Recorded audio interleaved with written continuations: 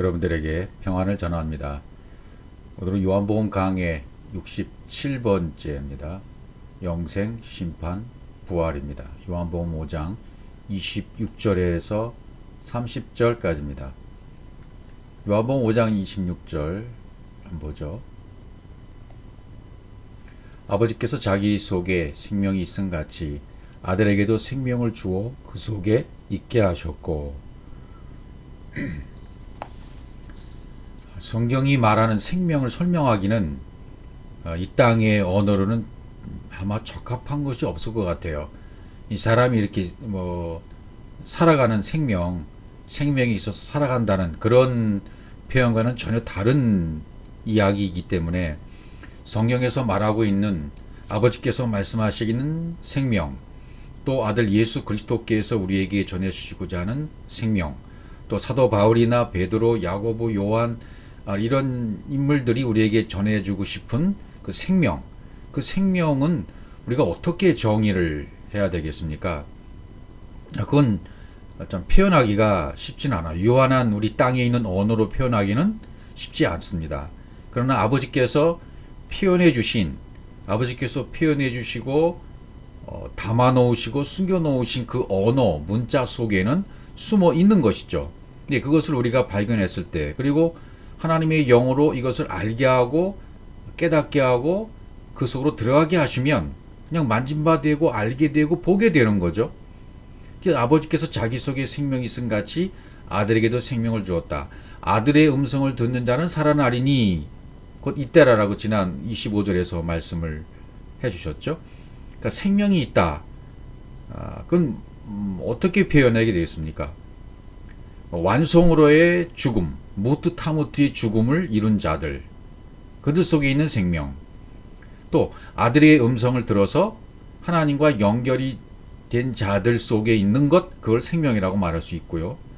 또 창세기 1장 1절이 하나님의 형상이 그대로 나한테 들어와서 담겨져 버리는 생명, 베레시트로 성취가 된 자들 안에 있는 것, 생명, 이렇게 살아난 자들, 창세기 1장 1절이 내 속에 쑥 들어와서 살아난 자들 안에 있는 생명. 근데 그 생명은 영혼으로의 생명이죠. 유한한 어떤 생명을 말하는 게 아니라 짐승들이나 이런 짐승들이 살아있다가 도축하면 죽고 하는 그런 생명이 아니라, 생명이 끊어졌다라는 표현이 아니라 영혼으로 지속되는 생명, 그 생명을 얘기하는 거죠. 그래서 성경에서 우리 주님 말씀하실 때 내가 아버지 안에, 너희가 내 안에, 내가 너희 안에 있다, 이렇게 말씀하셨어요. 그러니까 내가 아버지 안에 있다라는 것은 아들과 아버지가 하나 되셨다. 예. 엘로힘이 똑같은 엘로힘으로, 아담이 아담으로, 이런 식으로 적용될 수 있죠. 아버지와 아들이 하나 됐다. 또 너희가 내 안에 있으려면 어떻게 돼요? 창세기 1장 1절의 진리가 내 속에 들어와 있죠. 그래서 엘로힘으로 똑같이 만들어진 나가 되면 주님과 연합이 되니까 너희가 내 안에 있게 되는 것이고, 내가 너희 안에 있는 것, 이건 또 뭡니까? 이것도 창세기 1장 1절과 2절이 엘로힘이 된, 하나님으로 만들어진 내 안에도 그대로 담겨져 이렇게 마음집이 지어진 사람 속에 그분이 있는 거죠. 이건 신비에 속한 거예요. 이 생명은 사실은. 생명이 유한이 아니라 영혼으로 되어 있으면 그걸 영생, 이렇게 또 말하잖아요. 그래서 저기 좀 보면 생명을, 아버지께서 자기 속에 생명이 있음 같이 아들에게도 생명을 주어 어디에요? 그 속에. 이 그 속에라고 말할 때 이 쓴 단어가 에쳔이에요. 에쳔이라고 번역된 것은 우리 성경에는 뼈라고 되어 있어요. 뼈속. 그러니까 에쳔 그러면 이 진리의 말씀이 내 속에 들어와서 자리 잡은 걸 말해요. 그걸 뼈다 하고 이렇게 설명을 하는 거예요, 성경은. 그걸 에스겔 37장에 마른 뼈에 생기가 들어왔다, 이렇게 표현할 때 이 뼈, 에쳔이란 단어를 썼습니다. 그 에스겔서 한번 보죠. 37장 5절입니다. 주 여호와께서 이 뼈들에게 말씀하시기를 내가 생기로 너에게 들어가게 하리니 너희가 살리라. 이 마른 뼈의 비유에 대한 내용이잖아요. 여기서 내가 생기로 할 때 이 생기로 너에게 들어가게 하리니 했죠. 이 생기가 뭐냐면 루아흐예요. 영, 성령. 생기로 너에게 성령이 들어오면, 영이 들어오면 사는 거죠. 그러니까 마른 뼈는 소망이 없고 생명이 없죠. 소망이 없는 이스라엘에게 이 마른 뼈의 비유를 통해서 내가 너희를 살리겠다. 이라고 말씀하시는 거죠. 복음으로 살리겠다, 진리로 살리겠다, 영으로 살리겠다, 성령으로 살리겠다. 뭐 이런 말씀이 되는 거죠. 그래서 이때 쓰여진 단어가 뼈가 바로 이 에쳔이에요. 뼈들에게 말씀하시는 거죠. 마른 뼈들에게 말씀하시고 태어나고 생기가 들어가게 하니까 살아났어요. 군대가 됐어요. 이런 비유로 우리 안에 이렇게 될 것을 말씀해 주고 계신 거죠. 그러니까 아버지 속에 있는 생명하고 아들 속에 있는 생명은 같은 거죠. 이 생명이 또 내 속에 들어오면 나도 똑같은 생명이 되는 것이죠. 성경은 이 이야기를 계속 해주고 있는 것입니다. 시편 133편 3절에 보면 이 구약에 이 영생이라는 단어가 나오기가 쉽지 않은데 여기 나와 있어요. 헐머니 이슬이 시온의 산들에 내린 같도다. 거기서 여호와께서 복을 명하셨나니 곧 영생이로다. 여기 영생이로다라는 단어를 썼어요. 영생이다. 영원한 생명이다. 시편에 이런 기자가 이런 썼습니다. 그러니까 전부 내 안에서 이루어진 일들을 말씀하시는 거예요. 내 마음 땅이 어떻게 하늘의 것으로 바뀌는지, 하늘의 기운으로, 하늘의 섭리로, 하늘의 속성으로, 또 루아흐로, 영으로 바뀌어지는지 그분이 그렇게 사역을 하시겠다는 거예요. 그렇게 복을 정해 놓으셨다는 거예요. 이게 복이라는 거죠. 성경의 복은 우리가 잘되고 복받고 뭐 사업 축복 이런 물질의 그런 것이 아니라 영원한 생명, 이렇게 딱 정해 놓으신 거예요. 성경이 말하는 복, 여호와께서 말씀하시는 복은 영생이다, 그죠? 헬몬의 이슬이 시온의 산들에 내린 것, 시온의 산들 내린 같도다 이렇게 말했잖아요. 이슬이 산들에 내린 같다. 이런 것 전부 비유잖아요, 비유. 이슬은 물을 머금고 있는 것이니까 전부 진리를 말씀하고 있는 거죠. 그것이 시온의 산들의 약속의 산들, 산들이라면 우리 한 사람 한 사람에게 내린다는 그런 약속을 해주시는 거나 똑같습니다. 다른 말 하고 있는 게 아니거든요, 성경은. 요한복음 4장 14절에 이미 우리가 살펴본 말씀이죠. 내가 주는 물을 먹는 자는 영원히 목마르지 아니하리니 나의 주는 물은 그 속에서 영생하도록 솟아나는 샘물이 되리라 말씀하셔요. 우리 주님이 주시는 물, 이 물을, 이 마임, 물, 진리의 물을 먹는 자는 창세기 1장 1절에서 말하고 있는 그 아들로 창조되는 베레시트로 성취되는 그 말씀, 그 진리를 먹는 자는 영원히 목마르지 않는다 이거죠. 그래서 그 물을 먹게 되어지면, 성경이 말하고 있는 진리의 말씀을 먹게 되어지면 어떻게 돼요? 그 속에서 영생하도록 솟아나는 샘물이다. 영생한다. 영생하도록. 이 솟아나는 샘물이 계속 솟아난단 말이죠. 그러니까 이건 제가 계속 드리는 말씀이지만 내가 솟아나는 샘물이 되어야 돼요. 내가 솟아나는 샘물이 되어지지 않으면 계속 남이 파놓은 샘물에 가서 먹게 되거든요. 그러니까 내가 솟아나는 샘물이 되어지면 진리가 내 속에 들어왔기 때문에요. 이거는 뭐 직분 뭐 그런 거 상관없어요. 그건 사람이 정해놓은 것이니까요. 교리, 직분, 전통 뭐 이런 거 전부 상관이 없어요. 나와 하나님과의 1:1 관계에서 그분이 주는 진리의 물 마신 자는, 이거는 목사, 장로, 전도사, 뭐 권사, 집사, 성도, 이건 아무 상관이 없는 거예요. 그건 사람이 정해놓은 것이니까요. 하나님과 1:1의 관계에서 이제 아담이 돼버리면 완료된 거죠. 그러나 아담 하로 계속 진행되는 상태에 있으면 솟아나는 샘물이 안 돼요. 계속 솟아나는 샘물이 되어서 영생이 되려면 어떻게 돼요? 아담으로 완성이 돼야 돼요. 드러나서 완성이 돼야 되는 거죠. 그렇게 되려면 창세기 1장 1절이 그냥 쑥 내 속에 들어와서 이거구나라고 성령을 깨달아 버리는 거예요. 7날의 과정이 완성돼 버리는 거예요. 깨달아져 버리는 거죠. 이 물을 먹은 자는 그냥 속에서 에쳔, 뼈, 마른 뼈의 생기가 루아우가 들어간 것처럼 군대가 돼버리는 거죠. 내 안이 그렇게 돼버린단 말이죠. 진리의 말씀이 내 속에 들어와서 자리를 잡아버리는 거예요. 그럼 우리 몸도 이게 뼈대, 척추, 뼈, 이게 중심이잖아요. 그러니까 하나님의 진리의 말씀이 내 속에 들어오면 중심을 딱 잡아주는 거죠. 그게 애체예요. 그렇게 되어지면 진리의 말씀, 영원히 솟아나는 샘물을 먹었기 때문에 영생이 되는 거예요. 영생. 이것은 내가 솟아나는 샘물이 되어야 돼요. 그러니까 퍼주는 물만 먹는 그런 상태가 아니라 내가 스스로 퍼내는 샘물이 되어야 되는 거죠. 그렇게 되려면 진리의 물을 먹으면 되는 거예요. 하나님과 연합이 되면 되는 거예요. 창세기 1장 1절이 내 속에 들어오면 되는 겁니다. 하나님과 내가 하나가 되었다. 하나님과 연합이 되었다. 그의 죽음을 본받아 연합한 자가 되고 또 살아나서 부활한 자가 되어지고, 오늘 이제 이따 부활 얘기도 하겠지만 이 부활도 다 똑같은 얘기를 하고 있는 거죠. 영생, 부활, 진리, 복음, 뭐 이런 단어들이 우리말로는 다 다른 단어로 되어 있지만 그 내용으로서 보면 전부 합일이 되어 있고 하나로 되어 있고 하나의 물줄기처럼 흐르게 되어 있어요. 하나의 척추가 세워지면 그 척추를 중심으로 몸이 반듯하게 세워지는 것처럼 하나님의 진리의 말씀을 먹게 되어지면, 창세기 1장 1절의 진리의 말씀을 먹게 되어지면 척추가 딱 세워져서 흐트러지지 않아요. 중심이 잡혀요. 말씀이 돼요. 진리가 돼요. 그리스도가 돼요. 하나님으로 만들어져요. 그럼 창세기 1장 1절이 된 것이죠. 솟아나는 샘물이 된 것이죠. 다른 데 가서 안 먹어도 돼요. 내가 퍼내면 되는 거예요. 내 속에서 나오니까.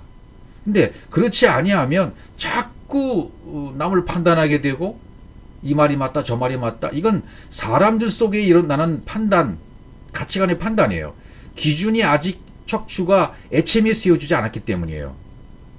기준 애챔, 진리의 말씀의 애챔의 뼈가 딱 세워지면요, 이건 전부 하나님으로 만들어졌고 하나님과 하나 됐기 때문에 그분과 동일한 관점, 동일한 눈높이로 성경을 보게 되어져요. 성경이 말씀하신 의도와 뜻을 정확하게 캐치해낼 수 있고 발견해낼 수 있고 찾아낼 수 있고 그 진리로 들어가게 되는 거예요. 내가 그렇게 되면 내가 뭐 원문의 도움 안 받아도 되고 남의 도움 안 받아도 되고 오직 성령의 도우심으로 하나님의 영과 내가 하나 되었기 때문에 가능한 성경 해석이 되는 것입니다. 예, 이것이 되어지면 솟아나는 샘물이 된 거예요. 영생하도록 솟아나는 샘물 말이죠. 그럼 여러분 이런 말이 안 나오게 돼요. 어디 가서 누구 말씀을 듣는다? 요즘 누구 말씀 들으세요? 어디 말씀 들으세요? 이런 말 안 해도 된단 말이에요. 이제는 제발 부탁이니까 그런 말을 멈추고 이제는 내 안에 진리가 된 그분과 함께 교제하고 교통해서 이걸 모르는 사람들에게 계속 전달해주는 전파, 복음 전도, 이것만 있으면 되는 거죠. 이제 그렇게 되기 전까지는 남에게 전해도 효과가 없어요. 안 돼요. 안 돼. 될 수가 없는 겁니다. 왜? 내가 아직 기준이 애챔이 안 세워졌기 때문에 그런 거죠. 계속 판단만 하고 있는데 어떻게 애챔이 될 수 있어요. 그러니까 내 기준이 파괴되어지고 그분이 내 속에 들어와서 기준이 딱 말씀으로 세워지면 솟아나는 샘물이 된단 말이죠. 더 이상 이 말씀을 드리면 잔소리가 되니까 이건 안 될 것 같아요. 요한복음 11장 25절 예수께서 가라사대 나는 부활이요 생명이니 나를 믿는 자는 죽어도 살겠고 죽어야 산다는 의미예요. 죽어도 살겠다는 의미보다는 우리말로 좀 이렇게 번역을 부드럽게 한다면 죽어야 나는 부활이다. 나는 생명이야. 그러니까 부활이고 생명인 예수 그리스도를 믿는 자는 그분과 똑같은 믿음이 돼서 연합한 자는 이제 죽은 거야. 그렇게 죽어야 다시 사는 거야. 나처럼 너희들도 똑같이 죽어야 사는 거야. 그 말씀을 하고 있는 거거든요. 나처럼 부활인 나처럼 생명인 나처럼 십자가를 지어서 죽음과 부활을 맛본 나처럼 그대로 된 자들은, 그렇게 나를 믿는 자는, 내가 되어진 길로 똑같이 걷는 자는, 믿는다는 말이 뭐예요? 그 이름이 됐다. 하나님으로 만들어졌다. 창세기 1장 1절이 이루어졌다. 이게 믿는 자잖아요. 이렇게 믿는 자는 그 죽음으로 말미암아 무뚜타무뚜의 죽음으로 말미암아 살게 되는 거야. 이렇게 설명하고 계시는 거죠. 무릇 살아서 나를 믿는 자는 영원히 죽지 않으니 이것을 내가 믿느냐 이렇게 되어 있어요. 무릇 살아서 나를 믿는 자는, 이런 뉘앙스도 전부 우리말에 번역하고 원문의 의미하고 좀 다르다는 얘기죠. 무릇 살아서, 그러니까 이건 뭐예요? 무릇 살아서 주님과 연합해서 하나, 앞절에서 말한 부활이요 생명인 그분과 똑같은 믿음, 똑같은 부활의 상태, 똑같은 믿음의 상태로 살아서 그렇게 믿는 자는, 똑같은 말이 되는 거예요. 영원히 쉽지 않으니 이것을 내가 믿느냐, 그렇게 되는 거죠. 우리말의 뉘앙스로 보면 이건 뭐 앞에선 죽었다 살았다는 의미가 우리 이 땅에서 존재하는 그런 언어로 그렇게 받아들이면 죽었다 살았다, 그런 의미가 아니고, 이것은 성경 안에서 말하는 진리로 살아서 그렇게 믿는, 그러니까 육신의 생명이 뭐 죽었다가 살았다, 육신의 생명이 살아있을 때 뭐 그런 의미는 아니란 말이죠. 이게 그러니까 그런 의미에서 이게 번역의 의미와 뉘앙스를 조금 더 깊이 묵상해 봐야만 합니다. 그러니까 그분과 똑같이, 예수 그리스도의 부활이요 생명이신 그분과 똑같이 무트타무트의 완성으로 되어진 상태에서 믿는 자는 영원히 죽지 않는다는 그런 의미가 되어지는 것이죠. 요한복음 6장 47절, 진실로 진실로 너에게 이르노니 믿는 자는 영생을 가졌노라. 여기도 똑같은 얘기예요. 믿는 자는 영생을 가졌다, 영원한 생명을 가졌다, 이터널 라이프, 영원한 생명. 그리고 어떻게 가질 수 있어요? 믿는 자가 어떻게 부활이요 생명이신 그분과 똑같은 상태가 되어지면, 그 이름이 되어지면, 그리스도가 되어지면, 하나님으로 만들어진 자는 아담으로 만들어진 자는, 완성이 된 자는 영생을 가졌다, 영원으로의 생명을 이미 가진 존재가 된 것이다. 요한복음 8장 51절, 진실로 진실로 너에게 이르노니 사람이 내 말을 지키면 죽음을 영원히 보지 아니하리라. 내 말을 지키면 또 뭡니까? 하나님의 말씀이 그 속에 들어와서 그 말씀을 간직하고 있으면, 그 말을 그대로 내 속에 들어와서 그 말을 간직하고 있는 자는, 그러니까 하나님의 진리의 말씀이 새겨져서, 창세기 1장 1절의 진리의 말씀이 새겨져서 그것이 완성되어져서 간직되어지면 죽음을 영원히 보지 않는 영원으로의 생명, 영생, 생명으로 가게 된다. 그런 말씀이 되어지는 것이죠. 로마서 6장 8절, 만일 우리가 그리스도와 함께 죽었으면 또한 그와 함께 살 줄을 믿노니, 아까 설명드렸던 내용이에요. 무트타무트의 완벽한 죽음으로서의 완성. 그렇게 되면 그리스도와 함께 죽은 것이고 또 그리스도와 함께 살게 된 거예요. 그런 상태가 됐단 말이죠. 그러면 이는 그리스도께서 죽은 자 가운데 사셨음에 다시 죽지 아니하시고 사망이 다시 그를 주장하지 못할 줄 알미로라. 이미 생명 가운데 영원한 생명 안에 들어왔으니까 사망이 주장하지 못하죠. 생명이 사망을 삼켜버렸기 때문에 그런 것이죠. 이제 고린도전서 15장으로 가보면 거기는 사도 바울이 이 고린도전서 15장 전체를 통해서 뭘 설명하자 한 것인데, 이게 부활을 설명하는 거죠. 예수 그리스도의 죽었다가 다시 사는 영원한 생명이다, 그걸 설명하고 있는 거예요. 그러니까 고린도전서 15장 전체를 이렇게 묵상해보고 읽게 되어지면 영생이 무엇인지를 자세히 알 수가 있게 되는 거죠. 그러니까 부활 또는 영생, 그 의미는 같은 거예요. 그러니까 다 예수 그리스도를 일컫는 단어이기 때문에 같은 뜻의 말이 되는 겁니다. 뭐가요? 부활과 영생이란 말이요. 여기 또 보면 그리스도께서 죽은 자 가운데서 다시 살아나셨다 전파되었거늘 너희 중에서 어떤 이든 어찌하여 죽은 자 가운데서 부활이 없다 하느냐. 만일 죽은 자의 부활이 없으면 그리스도도 다시 살지 못하였으리라. 그리스도께서 만일 다시 살지 못하였으면 우리의 전파하는 것도 헛것이요 또 너희 믿음도 헛것이며 또 우리가 하나님의 거짓 증인으로 발견되리니 우리가 하나님이 그리스도를 다시 살리셨다고 증거하였습니다. 만일 죽은 자가 다시 사는 것이 없으면 하나님이 그리스도를 다시 살리지 아니하였으리라. 만일 죽은 자가 다시 사는 것이 없으면 그리스도도 다시 사신 것이 없었을 터이요. 그리스도께서 다시 사신 것이 없으면 너희의 믿음도 헛되고 너희가 여전히 죄 가운데 있을 것이요. 이렇게 돼 있잖아요. 그러니까 그리스도께서 이미 다시 사셨다, 부활하셨다. 이것이 없으면, 이걸 안 믿게 되어지면 너가 믿는 믿음, 그 내용이 없는 거야. 알맹이가 없는 믿음이 되는 것이고 너희 여전히 죄 가운데 있을 것이야. 여전히 죄 가운데 있다는 얘기는 뭐죠? 뭐 이렇게 육신적으로 막 도덕적으로 윤리적으로 있는 죄 가운데가 아니라 하나님과 하나 되지 못한 상태가 되는 거야. 이런 뜻이죠.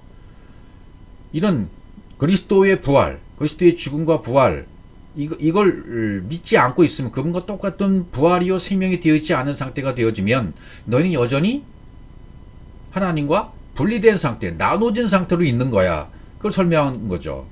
그런 똑같은 부활이 되고 믿음이 되고 생명이 된 사람은 이제는 죄 가운데 있지 않죠. 하나님과 하나 되고 에아드 연합되었기 때문에 사망을 삼킨 바 된 것이죠. 생명이. 그러니까 죄가 있을 수가 없는 거죠. 죄라는 개념은 하나님과 하나 되지 않는 그런 개념을 얘기하고 있는 것이기 때문에 그렇습니다. 요한복음 6장 63절에 그래서 살리는 것은 영이니 육은 무익하니라. 뭐 이건 수없이 들은 말씀이잖아요. 내가 너에게 이른 말이 영이요 생명이다. 그분 입에서 나오는 말씀, 이게 너희를 살리는 거야. 육은 무익해. 말씀이 영이고 말씀이 생명인 거야. 말씀이 육신이 되어서 오신 그분, 인자 되신 그분. 자, 이따 인자에 대해서 설명하겠지만 아담이란 말이잖아요. 아담. 내가 너에게 이른 말이 영이요 생명인 거야. 이렇게 말씀하시잖아요. 이것만이 살리는 것이 돼. 우리에게 이른 말, 그분 입에서 나오는 말씀, 언약의 말씀, 생명의 말씀, 성경에 기록된 말씀, 이게 전부 영의 말씀입니다. 이 말씀이 말씀이 영이고 말씀이 생명이라는 거예요. 그러니까 그것이 우리에게 들어오면 하나님이 이르신 말씀, 예수 그리스도께서 말씀해 주신 그 말씀이 내 속에 들어오면 그게 생명이라는 얘기죠.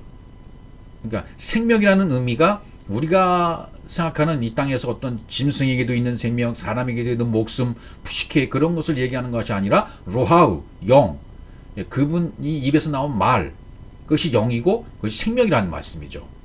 의미가 다르죠. 요한일서 2장 25절 그가 우리에게 약속하신 약속이 이것이니 곧 영원한 생명이니라. 그렇죠. 사도 요한이 본 건 이거예요. 약속은 이것뿐이야. 영원한 생명. 그분 입에서 나온 말씀, 진리, 복음, 생명, 영원한 생명 이것뿐이야. 그분이 이것을 우리에게 약속한 것이지 다른 거 약속해서 다른 약속을 받으려고 하고 그 약속 때문에 우리가 뭔가 부유함을 누리려고 하고 이 믿는 믿음 우리가 가지고 있는 그런 믿음이 아니라 어떤 종교 생활을 통해서 뭔가 약속이 성취되고 종교 생활을 통해서 수십 년 동안 뭐 간증하러 다니고 너 난 이렇게 축복받았다 뭐 이렇게 했다 그거 가지고 수십 년을 먹고 사는 사람들이 얼마나 많은지 몰라요. 그건 생명이 될 수가 없는 거예요. 하나님이 약속하신 것은 영원한 생명인데 겉사람의 것을 가지고 겉의 것을 가지고 아무리 이걸 가지고 영원한 생명을 얘기해도 소용이 없는 거예요. 성경의 진리로 돌아가지 못하고 속사람으로 만들어지지 아니하고 새 사람으로 만들어져서 솟아나는 샘물이 되어지지 아니하고 겉에 드러난 약속의 말씀, 성경 말씀 그 해석되어지지 않은 방언을 가지고 새 방언이 되어야 되는데 새 방언이 되어지지 아니하고 해석되지 않는 율법의 말씀, 문자의 말씀 그것만 가지고 아무리 전도하러 다니고 묵상하러 다니고 또 뭐 부흥회하러 다니고 또 간증하러 다니고 그게 무슨 소용이 있단 말입니까? 그건 아무 소용이 없어요. 성경에서 약속하신 것은 이것뿐이에요. 영원한 생명, 성경이 말하는 진리, 창세기 1장 1절이 이루어지는 베리시트의 성취, 내가 하나님으로 만들어지는 것, 그것만이 영원한 생명이고 영생이고 약속하신 약속이 되는 것입니다. 메리트가 되는 것입니다. 요한복음 17장 2절입니다. 아버지께서 아들에게 주신 모든 자에게 영생을 주게 하시려고 만민을 다스리는 권세를 아들에게 주셨음이로소이다. 그리고 17장 3절에서 영생은 곧 유일하신 참 하나님과 그의 보내신 자 예수 그리스도를 아는 것입니다. 이 영생 이거라고 성경이 말하고 있잖아요. 유일하신 참 하나님을 아는 것, 또 그 하나님이 보내신 자 예수 그리스도를 아는 것. 그러니까 하나님의 일을 뭐라 그랬습니까? 내가 보내신 자를 믿는 것이 하나님의 일이야 그랬죠. 그러니까 내가 뭐 하나님의 사업을 한다, 하나님을 한다, 복음 전도하러 다닌다, 간증하러 다니니까 하나님의 일이다. 천만의 말씀. 하나님의 일이 아니에요. 그거는 하나님의 일은 보내신 자를 믿는 거예요. 창세기 1장 1절에 베리시트의 성취로 내가 하나님으로 만들어지는 것으로 그 보내신 자 예수 그리스도를 믿는 거예요. 또 예수 그리스도를 아는 것이 믿는 거죠. 예수 그리스도를 그렇게 아는 거예요. 유일하신 참 하나님을 아는 것, 그의 보내신 자, 하나님의 일을 위해서 보내신 자 예수 그리스도를 아는 것, 이게 영생이라는 얘기죠. 그 얘기는 뭐예요?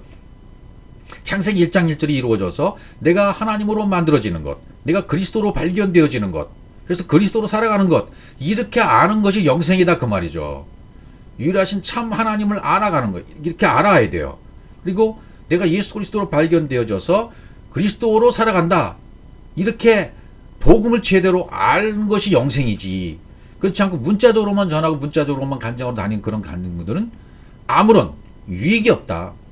살리는 것은 영이지, 육은 육을 위해서, 육의 어떤 성공을 위해서, 근데 먹고 사는 육의 어떤 경제적인 문제를 해결하기 위해서 간증 다닌다, 찬양 다닌다, 설교하러 다닌다, 그거는 저차원 땅의 일이에요. 땅의 종교의 일이에요. 종교의 틀에서 벗어나지 못한 현상들인 것입니다. 누가복음 20장 36절, 저희는 다시 죽을 수도 없나니 이는 천사와 동등이요 부활의 자녀로서 하나님의 자녀임이라. 이렇게 이제 복음서에서도 간간히 이렇게 부활의 자녀로, 하나님의 자녀임으로, 다시 죽을 수 없다. 사망이 주장할 수 없다. 왜? 생명이 사망을 삼켜버렸기 때문에. 천사와 동등이는, 천사와 동등이라는 얘기는 말씀이 되었다는 의미예요. 또 부활의 자녀다 하는 것은 그리스도로서 발견되었다, 부활이 되었다, 영생이 되었다, 생명이 되었다, 그런 말이거든요. 그러니까 하나님의 자녀가 되는 거죠.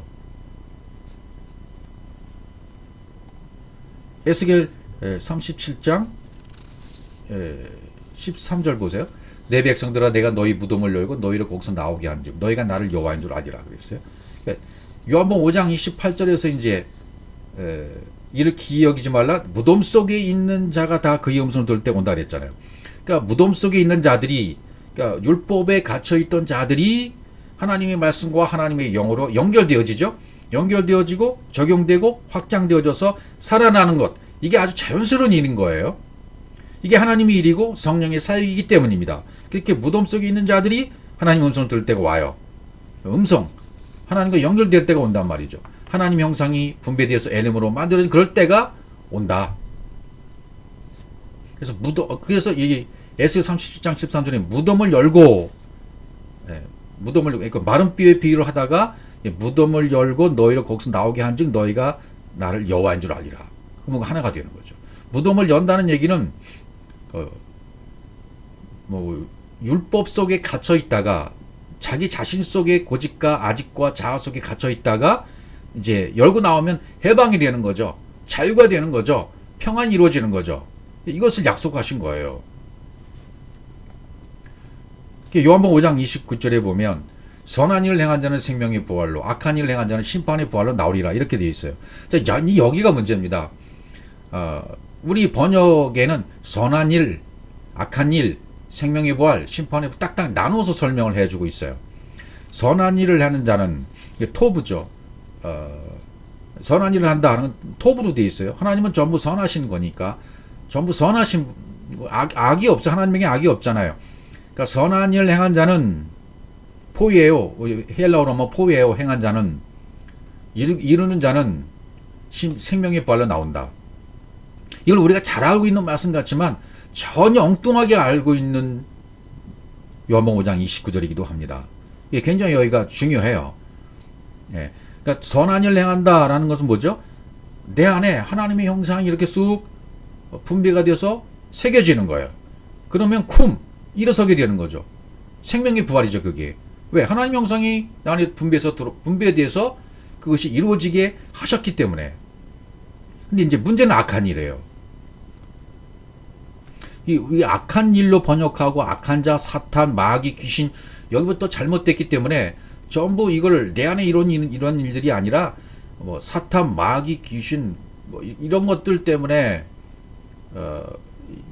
잘못된 귀신론, 마귀론 이런 것들 때문에 여기도 이렇게 악한 일, 악하다 이렇게 번역이 되었어요. 이게 원문으로 보면 라라고 되어 있거든요. 이 라라는 단어는 창세기 22장에서 여호와 이레로 준비됐다 할 때 준비되었다, 예비되었다라는 말이 라예요. 하나님 자기 자신을 드러나는 거예요. 드러내는 것, 드러낸다, 나타내고 드러내기 위해서 자기 자신의 형상과 하나님 형상, 하나님의 영을 이렇게 분출시키시는 거예요. 분배하시는 거예요. 그래서 그걸 호흡하게 하는 거예요. 그걸 라라고 했어요. 그러니까 악한 일을 행한 자는 심판의 부활로 나온다. 결국은요, 앞에 선한 일 행한 자는 생명의 벌로 나오고 악한 일 행한 자는 심판의 벌로 나온다. 같은 말이 되는 거예요.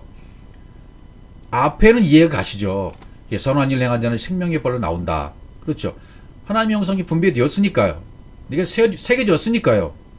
예, 그분의 형상이 들어왔으니까 생명이 되는 건 당연한 거예요. 똑같은 하나님의 생명으로. 근데 이 악한 일이 악한 일이 아니라 이게 뭐라 그랬어요? 라라고 그랬잖아요. 이 단어가 드러내고 나타내는 거예요. 그러니까 내 안에 하나님의 형상과 하나님의 영이 분배돼서 호흡하도록 하는 일이에요. 그렇게 만드는 일이에요. 그러면 어떻게 돼요?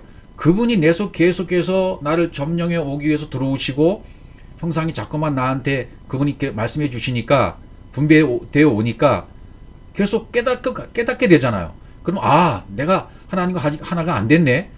하나님과 연합이 안 되었구나. 라고 깨닫고 그럼 내가 내 육신의 생각이 심판받아야 되구나. 내 육신의 생각에 율법이 심판받아야 되는 거네. 내가 가지고 있던 종교의 틀이 깨져야 되는 거네. 내가 만든 우상의 하나님이 깨져야 되는 거네. 이걸 깨닫고 나서 이 그분께서 하신 일을 사역을 통해서 내가 심판받아 버리는 거예요. 그게 심판의 부활이죠. 그렇게 심판받아 버리면 다시 살아나는 거니까요. 그렇게 되는 것이 심판의 부활. 그러니까 생명의 부활이나 심판의 부활이나 여러분 같은 말이 되는 거예요. 생명의 부활은 왜 생명의 부활이 됐습니까?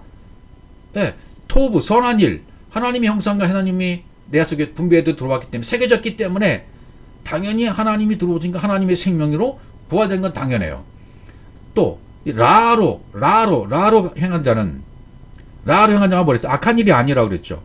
그러니까 성과 악으로 이렇게 나누기를 좋아하잖아요. 이렇게 율법이 했을 때는요. 그러니까 율법이 파괴되고 완성되어지면 악이 없어지는 거예요. 선만 있는 거죠. 하나님과 동등하게 되는 거니까. 그러면 성경 원문의 의미는 선한 일과 악한 일이 같은 번역된 우리말의 뉘앙스는 그렇지만 원래의 의미는 같다 이거예요. 같은 의미로 기록이 되었다는 거예요. 그러니까 생명의 부활이나 심판의 분해나 결과적으로는 같은 것이 되는 것입니다. 심판을 받아야만 살아나니까요. 우리가 심판을 받아서 여러분 끝장나는 게 아니라 내 육신의 생각만 끝장나는 거예요. 내 육신의 생각만 끝장나는 거니까 율법만 끝장나고 율법이 완성돼서 사랑이 되는 거죠. 그러면 영으로 다시 살아나는 거예요. 부활돼 나오는 거예요. 그러니까 생명의 부활, 하나님의 생명이 사역으로 공급되어 똑같은 생명이 된 거고요. 하나님의 생명과 심판의 부활, 하나님이 공급하고 진리가 열려지고 확장되어져서 내 율법, 내 육신의 생각, 내 것이 완전히 심판받아 버리고 살아나 버리는 그게 심판의 부활이니까. 그러니까 결국 부활이라는 것이 뭔가 말이에요. 부활이라는 게 뭐 원어로 그런 거 따질 필요도 없어요. 그건 뭐 책상에서 공부하는 사람들이 하는 일이니까 부활이라는 의미가 어떻게 다가옵니까 이제 그러면 원문에 뭐 그런 거 따져볼 이유도 없이 물론 처음에 그걸 살펴봐야 되겠죠. 그러나 그 안에 있는 의미는 뭐예요? 생명의 사역이 완성된 것 그걸 부활이라고 말하는 거죠. 하나님의 생명이 나의 생명이 된 거 그걸 부활이라고 말하는 거예요. 내 안에 하나님의 호흡과 똑같이 하나 돼서 하나님이 호흡을 하고 있는 거 그게 부활이고 내가 진리로 완성되어져서 무트타무트로 완성되어 있는 상태가 되어 있는 것을 부활이라고 말하는 것입니다. 그러니까 내 율법, 육신의 생각 이게 완전히 파괴되고 다시 사랑으로 세워져서 내 안에 담긴 것 그걸 부활이라고 말할 수 있는 것이죠. 그러니까 더 구체적으로 말하면 내가 진리의 말씀을 듣고 나도 예수님처럼 죽어야 되는구나. 모범으로 오신 그분처럼 나도 십자가에 죽어야 되는구나. 그걸 깨달았어요. 그리고 십자가에 못 박혀 내가 실제적인 죽음이 이루어져서 살아나면 이거 성취되면 부활이 된 거죠. 이게 중요해요. 나도 죽어야 되네. 무트타무트로 죽음으로써 완성이 되어야 되네. 그리고 내가 십자가에 죽음에 못 박혀 죽으신 예수님처럼 나도 실제적으로 그 죽음이 이루어져야 다시 살아나게 된단 말이죠. 그럼 그것이 부활이 되는 거예요. 그러니까 인간의 사고와 관념으로 내가 인간의 사고관념 또 종교의 틀 안에서 살아가다가 이건 허상이네 잘못된 틀이네 이걸 깨닫고요 십자가의 죽음이 되어져서 내 것이 그냥 완벽하게 파괴되어 버린 거예요. 내 것이 다 죽은 거예요. 그러면 위로부터 공급되고 유입된 진리로 다시 세워진 겁니다. 그러니까 내 머리는 잘려져 나가고 그리스도의 머리로 세워진 거죠. 육신의 생각이 죽고 하나님의 영으로 다시 살아난 것이 된 것입니다. 이걸 부활이라고 말하는 거죠. 그러니까 내가 하나님의 속성과 하나님의 뜻으로 만들어져서 실존으로 경험되고 실존으로 살아가고 체험하게 되는 것, 이게 부활의 삶이에요. 부활이에요. 그러니까 이건 부활의 삶은요, 부닥침이 없어요. 분쟁이 없어요. 싸움이 없어요. 그냥 평안 있습니다. 자유만 있습니다. 해방만 있습니다. 기쁨만 있습니다. 행복만 있어요. 내가 불이익을 당해도 멍청한 자라고 상대방이 얘기해도 그냥 프리패스예요. 아무렇지가 않은 거예요. 나를 상대방이 건드려도, 나를 어떤 놈이라고 막 이렇게 욕을 해도 그냥 프리패스 하는 거예요. 이 안에서 다 소화가 돼요. 예. 진리로 내 안에 있던 것들이 눌러져요. 쑥 올라오는 기운들이 눌러져요. 순간적으로 이루어지는 거죠. 왜? 그렇게 내가 세워졌기 때문에, 말씀이 들어왔기 때문에, 부활이 되었기 때문에 그렇습니다. 그러니까 진리가 완성된 죽음, 무뚜타문드의 죽음으로 내 마음이 열려져서 하나님과 결합이 되었다면 이제 하나님의 생명이 공급된 거예요. 하나님의 사역으로 완성된 영원한 생명이 된 거예요. 그래서 그 생명이 나한테 결합이 돼버리고 그 생명이 담겨져 버린 거죠. 그러면 내가 생명이 된 거잖아요. 영원한 생명이 된 것, 이게 부활인 거예요. 내가 하나님으로 만들어진 것, 이것이 부활이라는 것입니다. 요한복음 5장 30절에는 내가 아무것도 스스로 할 수 없노라 듣는 대로 심판하노니 나는 나의 원대로 하려 하지 않고 나를 보내신 이의 원대로 하라는 거로 내 심판은 어렵다 그랬어요. 듣는 대로 심판하신다는 얘기는 뭐냐면, 여기 듣는 대로 심판한다. 듣는 대로. 이거는 아들은 아버지에게서 들은 것, 이것이 그의 심판인 거예요. 아버지에서 들은 것이 그의 심판인 거예요. 우리도 아들로부터 들은 것, 그것이 심판이 되는 거예요. 그래서 내가 그 진리가 되고 부활이 되어져서 영원한 생명, 심판이 내 안에 이루어지고 영원한 생명이 주어지고 내가 부활이 되어진 상태로 삶을 살다 보면 이 삶에서 내가 전하는 그 내용들이 다른 사람들도 심판할 수 있는, 그 사람들을 이렇게 복음을 전파해서 그 사람들 심판 받아버릴 수 있는 그런 권세가 주어지게 되는 거죠. 그 아버지의 그 결정을 이 땅에 성취하려고 아들이 오신 거잖아요. 아들이 내 속에서 성취하셨어요. 그러면 나도 그 성취가 이루어진 자로서 아들과 아버지와 하나 된 자로서 살아가는 거죠. 마태복음 11장 27절에 보시면 내 아버지께서 모든 것을 내게 주셨으니 아버지 외에는 아들 아는 자가 없고 아들과 또 아들의 소원대로 계시를 받는 자 외에는 아버지 아는 자가 없느니라. 아버지께서 들은 아들과 아버지는 하나가 되었죠. 그 아버지와 아들로부터 계시를 받은 자, 무뚜타문트의 죽음으로 완성의 죽음을 통해서 하나님으로 만들어진 자들도 역시 심판하는 권세가 있는 거예요. 네. 그러니까 하나님의 보좌에 앉은 자들이라고 계시라고 말하잖아요. 여기 요한복음 5장 27절, 또 인자됨을 인하여 심판하는 권세를 주셨느니라, 이런 말씀이 있고, 또 계시록 내가 보좌들을 보니 거기에 앉은 자들이 있어 그랬죠. 네. 보좌에 앉은 자들, 그들이 심판하는 권세를 받았다 이 말이죠. 근데 이 자들은 앞절 다시 가보면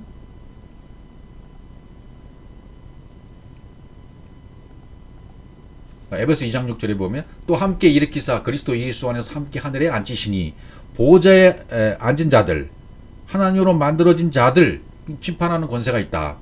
함께 하늘에 앉히신 바가 된 우리들, 그리스도로 발견된 자들, 하나님으로 만들어진 자들, 하나님과 십자가의 죽음과 십자가에서 부활하심으로 말미암아 함께 하나가 된 우리들, 예, 이들이 뭘 갖고 있어요? 심판하는 권세를 갖고 있다 그 말이죠. 그래서 다시 이게 보면 인자됨을 인하여 그랬잖아요. 인자됨을 인하여 심판하는 권세를 아버지가 아들에게 줬다 그랬어요. 그러니까 인자됨, 키벤 아담 이렇게 되어 있죠. 인자됨. 그러니까 예수 그리스도를 말하는 결국은 인자라는 것은 예수 그리스도를 말씀하는 거잖아요. 말씀이 육신이 돼서 오신 그분, 아담, 벤 아담 할 때 그 담은 피를 말하는 것이 아니고요. 피의 제사를 계속 우리 땅에서는 종교인들은 추구하잖아요. 그건 잘못된 번역이고 잘못된 것을 온 사상들이에요. 그것이 사상이 돼버렸어요. 그러니까 담은 하나님을 담는 걸 말해요. 피를 말하는 게 아니라, 물론 담이라는 단어가 피로 돼 있어요. 피라는 단어가. 근데 그 내용의 의미는 피를 흘리고 제사를 드리는 의미가 아니라 열려져서 그분이 나에게 들어오는 거예요. 내가 열려져서. 그러니까 뭐예요? 하나님을 닮는 거죠. 하늘과 땅이 하나 되는 것. 그래서 하나님과 연합되는 걸, 이걸 아담이라고 말하는 거죠. 아담이 하담이 되는 거예요. 그러니까 무투의 죽음으로 진리가 완성되는 것. 우리 안에 하나님이 만들어진 그 존재를 말하는 것이 인자됨을 말하는 거예요. 그러니까 생명의 흐름으로, 내가 생명의 흐름으로 영원으로의 생명으로 이렇게 부활해버린 것, 그런 상태를 인자됨이라 말할 수가 있는 거죠. 그러니까 예수 그리스도 안에 이 배에서 터져 나오는 생수를 길어 마실 수 있게 된 자, 계속 길어 마실 수 있는 자가 되는 거죠. 영원한 생명, 영생이 되어진 자죠. 복을 받은 자죠. 그러니까 하나님을 닮은 거예요. 인자됨이라는 것은 진리적인 측면에서 말하면 하나님을 닮은 것이 되는 것이고, 내적인 내면의 상태로 말하면 하나님을 닮은 것, 진리적인 측면에서 말하면 하나님을 담은 거예요. 담은 것하고 닮은 거하고는 좀 다르죠. 뭐 내용에 있어서는 같은 내용인데, 하나님을 담았다, 진리로 담았다, 또 내 내면이 인격적으로도 뭐 완벽하게 닮았다. 이게 인격이라는 얘기를 할 때는 이렇게 인자됨을 인했을 때 사람 안에 있는 인격을 말하지만, 하나님 안에 있는 인격, 하나님을 인격이라고 말하기 좀 그래요. 그러니까 이건 영이라고 맞죠. 영, 하나님의 영. 그러니까 우리 사람의 모습, 사람의 형상을 갖고 있을 때는 인격이 완벽하게 이루어져야 되죠. 근데 그건 하나님이 들어와야만, 하나님의 영이 들어와야만 완벽한 인격이 되는 거죠. 그러니까 하나님의 인격, 그러면 하나님의 인격이 있으신가? 물론 그렇게 이제 설명할 수도 있어요. 설명상으로는. 그러나 영이라고 표현하는 것이 저는 옳다고 봅니다. 또 하나님으로 호흡한다. 말씀이 그대로 나한테 만들어진 존재가 됐을 때 하나님의 호흡이다. 그러니까 하나님을 닮고 닮아가고 호흡하고 있는 상태가 인자됨이 된 거죠. 그러니까 이게 차이점이 있어요. 피조 인간과 아담의 어떤 차이점.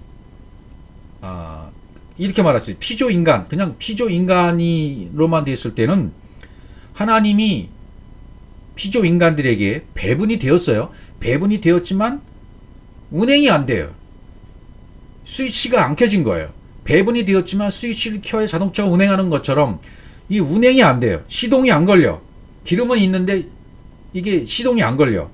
죽어 있는 상태로 말할 수 있어요. 이게 피조인간이에요. 이 피조인간이 아담이 하아담, 하나님으로 담겨지고 닮아가게 되면 하나님의 의도와 뜻을 내가 오해하고 착각했던 것에서 이건 아니었네, 종교의 틀이었네 깨닫고 내 것을 버리면, 나를 만든 목적을 깨닫고 알았어요. 그러니 속사람이 아담이 돼버리는 거죠.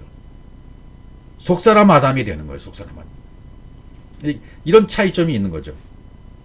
그러니까 오늘은 심판, 영생, 부활에 대해서 설명을 드렸는데, 결국은 똑같은 진리가 들어와야, 무덤 속에 있다가 무덤 속에 있는 자가 진리의 복음의 말씀을 듣고 온타임 제때가 되어지면 율법, 육신의 생각이 심판받아 죽고 십자가의 죽음을 통해서 살아나서 부활하게 된다. 뭐 그런 내용이에요. 지금 오늘 내용이.